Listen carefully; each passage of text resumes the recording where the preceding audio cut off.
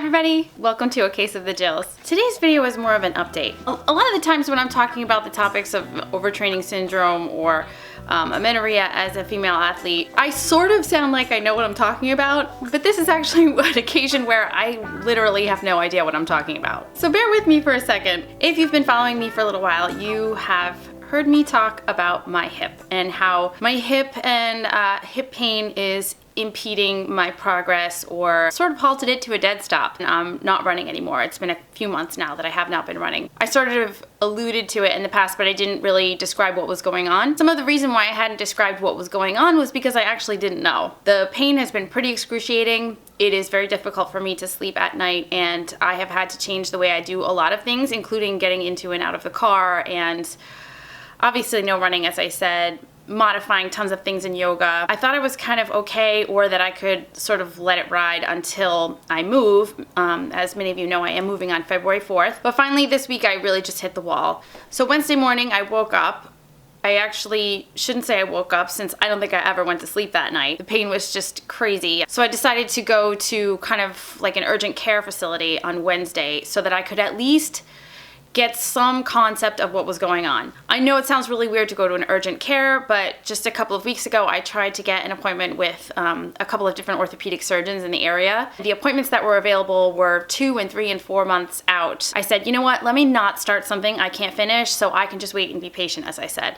When my clear head was prevailing, I was pretty certain that it was not a stress fracture and it wasn't stress fracture related. It is true that I didn't have a period for 4.5 years, but I have been getting periods consistently without any breaks for almost 2 years. Those of you who have suffered from osteopenia or, God forbid, osteoporosis through your process of amenorrhea do know that the injury to your bone isn't something that you get over quickly. Knowing this practically and just basically freaking myself out, I decided, oh, maybe it's a stress fracture and I really need an x-ray to see what's going on. I started to get into that mode of being afraid to really do anything at all for fear of further injuring myself. I don't know if you've been there before as an athlete, but I certainly have in the past. When I used to train for triathlons, I had some back problems from being in the aero position too much, and I ended up with some herniated discs. I think that my bike was in the wrong position, when I had been fitted. It was terrifying for a while. I was just afraid.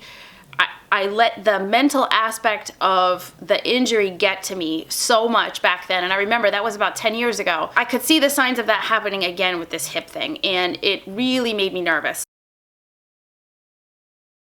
Good morning. I am very tired. It's early. I'm in the car right now going to an orthopedic surgeon. I was really starting to freak out on the stress fracture thing, to be honest. I had a conversation with a friend of mine about possible osteopenia and the effects of that, even though we are recovered. So it just got into my head, and I ended up going to urgent care. When I was at urgent care, there's good news and bad news. So the good news is that I do not have a stress fracture, which is amazing. It really kind of put my mind at ease. The radiologist even said, to the extent that you can tell from an x-ray, that my bones look pretty good. So that's a good thing. Of course, that's not a DEXA scan. It's not conclusive. It's not the same information, but that's just from observation, things look good. Wow, that heated seat is like, oof. The other good piece of news was that there is no apparent arthritis, which is really good, because arthritis in the hips, any joint of course, but arthritis in the hips particularly would eventually lead to like a hip replacement somewhere down the line, that kind of stuff, and that just also is terrifying.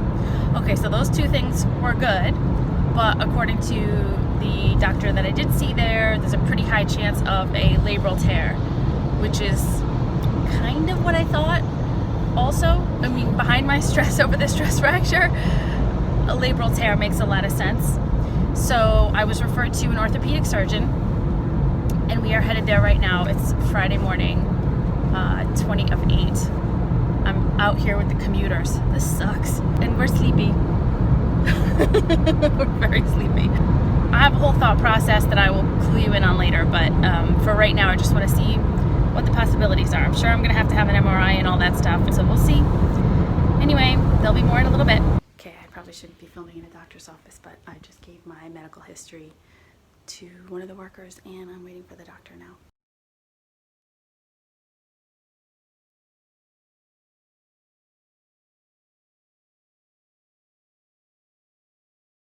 Okay, I'm filming this video to explain to you and tomorrow what happened when I went into the doctor's office. Okay, she did all these like tests, like brought my knee up and twisted it out like laterally and internally and all this stuff, and she said I have a lot of muscle weakness in there and a lot of tightness because obviously I'm not allowing the leg to flex or anything because it's like my body knows that it's going to cause pain, so it just like tightens everything up, you know. She said that it's most likely a labral tear. Again, that she looked at the x-rays again and said that it looks like the x-rays are very good. Most likely a labral tear. She ordered me an MRI, which I can get in like a week or so. Problem with the MRI is that they have to do the MRI with injection. So they have to like stick a huge needle into my hip. And she said, it might be painful, I'm not gonna lie, which doesn't really make me happy. So then after that, she referred me to a different physician. She said they have physicians in this practice that do hip replacements, but not that do the arthroscopic surgery, which is what would be necessary for a labral tear. So she referred me to another guy who is in Providence. So I would see him. In the meantime, she also wrote me a prescription for physical therapy, which it says here 2 to 3 times per week for 4 to 6 weeks. Okay guys, the fact is that we all know that I'm leaving for Italy in 3 weeks. So the most I might be able to accomplish before I leave would probably be getting the MRI and maybe a couple of sessions of PT if I decide to do that. Although I'm not sure. What I'm not really saying is that there's a whole other component of this, which I'll talk about later, but you know, I've kind of been doing some research about whether or not it's actually good to get the surgery for a labral tear. Anyway, remains to be seen. The one good thing I do know is that it's not always true that the labral tear is related to the amount of running that I used to do, and that's a big thing. It can just be related to a fall. She said, you know, how many times have you fallen? I'm like, I'm a trail runner. How many times did I not fall is a better question. I always used to fall and fall to my right side, so it's very possible that in one of those falls I did something, and that's what I'm experiencing now. So a lot of information to process. I'm not sure what I think. I don't have to think right now. I just have to get the MRI and shut up. Okay, bye.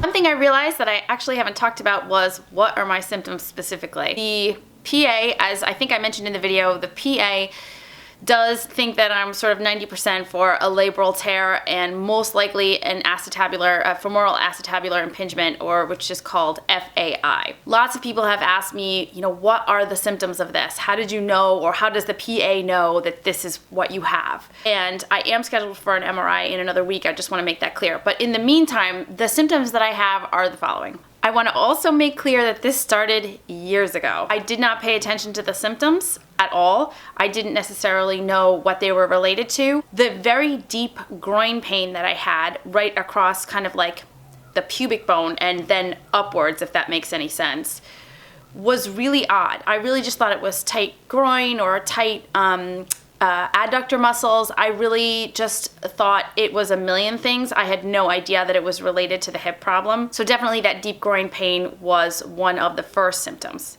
I also have a great amount of very, very sharp pain if I try to flex my knee beyond 90 degrees to the front. So if I'm trying to bend over and tie my shoes or put socks on, that's not going to happen. Internal rotation of my foot is extremely painful. About 1,000,001 times when I was running, I would get this incredibly sharp pain, like a ripple of sharp pain, like hot lava, I can imagine, would feel just running down my right quadricep. It would feel so horrible, and I would have to stop and walk, and most people would have stopped and walked themselves right to a doctor's office, but I didn't do that. Aside from that, my hips would pop and snap, trying to raise and lower them. Let's say if I was on the floor and I was doing like ab workout or something in yoga class where you raise and lower your leg. There's a lot of snapping and popping going on. Sleeping is incredibly painful. I cannot sleep on my right side at all. I can sleep on my left side only if there is a very big pillow in between my knees. So now, after I've been to the orthopedic surgeon and I have the MRI impending, where is my brain? Well, you know, I'm just like anybody, and I'm very susceptible to the mental aspect, again, of all of this. I don't care who you are, it's just hard to think that we have limitations that are beyond our control. And of course, I'm not gonna lie and say that I didn't attach a certain amount of guilt to this as well, because I kept telling myself, well, see, this is what you get for being an ultra runner. See, this is what you get for being stupid with how much you ran. You overdid it and now you're paying for it. It did give me comfort to know from the PA specifically, but then in subsequent research, that the labral tear and the acetabular impingement, it may not have anything to do with how much I ran at all. It could have been something that's just has to do with the shape of the bones in my body. It also may have to do with the 1,000,001 times that I've fallen on the trail. I can't assume guilt. I also can't be a victim. What do I mean by this? Okay, so this gets to my next point. Since getting this unofficial diagnosis, I threw myself a great big pity party. All of my friends from here to Oregon have heard me complain about, oh my gosh, my hip, what am I gonna do? I need to have surgery. How am I gonna have surgery before I move? I had these visions of trying to PT myself in my house in Italy. I was like, you know, can I get the airline to transport me with one of those little cars through the terminal so I can get between gates if I'm on crutches? I mean, I really just started going nuts. I started to get nervous about every single move I was making, even more than I was before. With all the stuff going on in my life right now, like, this is the last thing I needed was more stress. So, and this is the part where I actually have to put a little bit of a disclaimer. What I'm about to tell you is not an endorsement. I don't know these guys, they don't know me, and I have not even purchased the product yet. But in the process of trying to understand and do some research about this labral tear thing and understand what sort of the prognosis is for surgery, I came across this YouTube channel called Upright Health. And there's these two guys, Matt and Shane, and they're super cool, low-key, down-to-earth, but super smart personal trainers. And they came up with this system called the FAI Fix. It's actually a product that they sell through their website, and it has about 1,000,001 testimonials of people who are athletes of all kinds, hockey players, crossfitters, runners, you name it, who have all been diagnosed with labral tear and or FAI, and they have found an enormous amount of success, irrespective of whether or not they chose to have surgery, using this sort of system of strengthening and stretching that these guys came up with. What I really love about their website is that they have a huge amount of scientific and medical journal data from the outcomes, the actual whether or not is successful outcomes of FAI or labral tear surgery. There's just not a lot of correlation between getting this surgery and actually finding improvement. There's almost no correlation between getting this surgery and being able to get back to normal activities. Now, I want to also say that I am not looking to get back to my previous normal. I am not looking to get back to running ultras, but I would like to be able to walk and hike and resume a moderate amount of exercise without having the amount of pain that I have now. I think that my expectations are realistic, and I think that right now I'm a little bit skeptical about this surgery. I have to do a lot more research on this. As I said to you at the beginning of the video, I'm not 100% sure of what I'm talking about with this, and I really have to get my brain around understanding what is going on with my hip and how I can possibly fix it, maybe, or how it can be fixed for me. But I will tell you what, after binge watching almost all the videos on their YouTube channel and reading all of the scientific studies that they point to and a few on my own, it's pretty compelling. In the last 3 days, I have tried a couple of the strengthening exercises that they have on their YouTube channel, and I have spent a serious amount of time on the foam roller, but this time concentrating on the adductor muscles. It's only been a couple of days, and I don't even want to say this out loud, but I am honestly noticing like the tiniest bit of alleviation, let's say, of the pain. The total system that they offer, the product that they offer on their website, is like $130. And my budget is really tight right now, I'm not gonna lie, because, you know, we're moving and we have to get a container and all this stuff, blah, blah, you know my story. But I'm gonna do it. I'm gonna buy it because I think that I don't wanna feel like a victim and I don't wanna feel like I'm out of control. And any of you who are watching this channel right now have been through this, whether you have overtraining syndrome or whether you have amenorrhea or whether you have been injured in your sport as a result of either of those two things, you know exactly what I'm talking about. Here's my plan.